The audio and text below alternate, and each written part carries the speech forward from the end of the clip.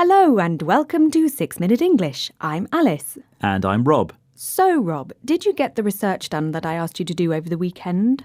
It was at the top of my to-do list, but Sunday night came around so quickly and I just, I didn't get round to it. Rob, if I'd known you weren't going to do the research, I'd have done it myself. What did you actually do at the weekend anyway? Oh, this and that. It's funny how time slips by without you noticing. Yes. I bet you spent the whole weekend watching cat videos on YouTube and Googling your own name. What's that? That's unfair and untrue, Alice. Well, mostly untrue anyway. I did some shopping and I fixed my bike as well as watching videos and Googling myself. Well, perhaps I should say at this point that today's show is about procrastination, which means not doing something you're supposed to do. Well, I do feel bad about my procrastination, actually. Oh, well, that's good to hear. But let's move on now and hear today's quiz question. Can you tell me which American said, "You may delay, but time will not"? Was it A, John F. Kennedy, B, Benjamin Franklin, or C, Franklin J. Roosevelt? OK, I think I'll go for A, John F. Kennedy, because I reckon he was good at making to-do lists and then getting on with them. Unlike somebody I could mention. Alice, I thought we were going to move on. All right then. Personally, I think it's important to try and understand why we procrastinate. So let's hear from Daphne Oyserman, Professor of Psychology, Communication and Education at the University of Southern California, talking about this.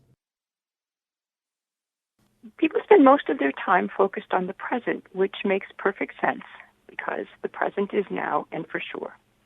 Unfortunately, many things that are quite important about the future require that we start doing things now rather than waiting for later to happen. Things like saving for retirement, studying for college entry exams, revising papers, preparing for work reports. Unfortunately, waiting till later means that we run out of time. So, we are too focused on the present and reluctant to engage in tasks that relate to the future. Why is that, Rob? Well, like Professor Oyserman says, things in the future may never happen or seem too far off for you to take seriously. For example, when you're young, sorting out a pension plan doesn't feel like a priority or something that's more important than other things. But according to a new study, if you think about time in smaller units, so days, for example, rather than months or years, you are likely to start a task more quickly. So this weekend I wasted 2 days. Or 2,880 minutes. Oh, that does sound more urgent when you put it like that. Yes, and you need to minimise or reduce distractions. Turn off your tech and knuckle down to your tasks, Rob. To knuckle down, by the way, means to start working hard. But Alice, sometimes it's hard to knuckle down to a task when you don't know how to start it, or you're scared to start it, or sometimes just because you know it's going to be really tedious. That means boring. Yes, so what's your excuse, Rob? Well, it's boredom usually. You should try temptation bundling. Temptation bundling, what's that? Temptation bundling means doing two activities together. One you should do but are avoiding, and one you love doing which isn't productive. For example, eating biscuits while I work? Yes, that's right. That sounds like a good one for you, Rob. It might be a good idea, actually. Well, let's listen to Dr. Catherine Loveday talking about how we often underestimate how long things will take us. There's this thing called the planning fallacy. My favourite one is always the example of the Oxford English Dictionary that they started in 1857 and it was supposed to take 5 years, but 5 years later they'd only got to the word ant. In the end, it took another 70 years and then it was outdated and they had to start again anyway.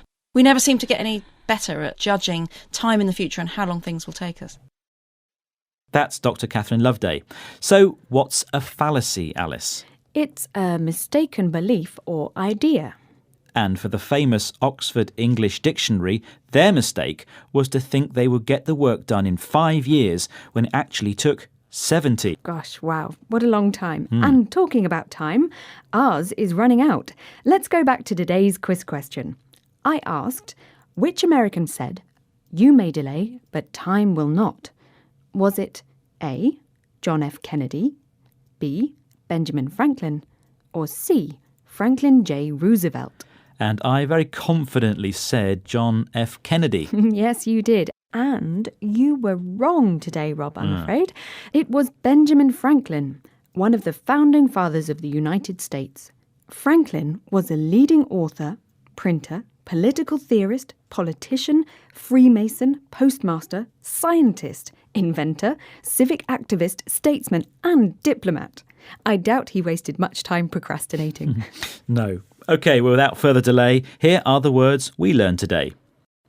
Procrastination, priority, minimise, knuckle down, tedious, temptation bundling, fallacy. Well, that's the end of today's 6-Minute English. Please join us again soon. Bye-bye. Bye. 6 Minute English. From BBC Learning English.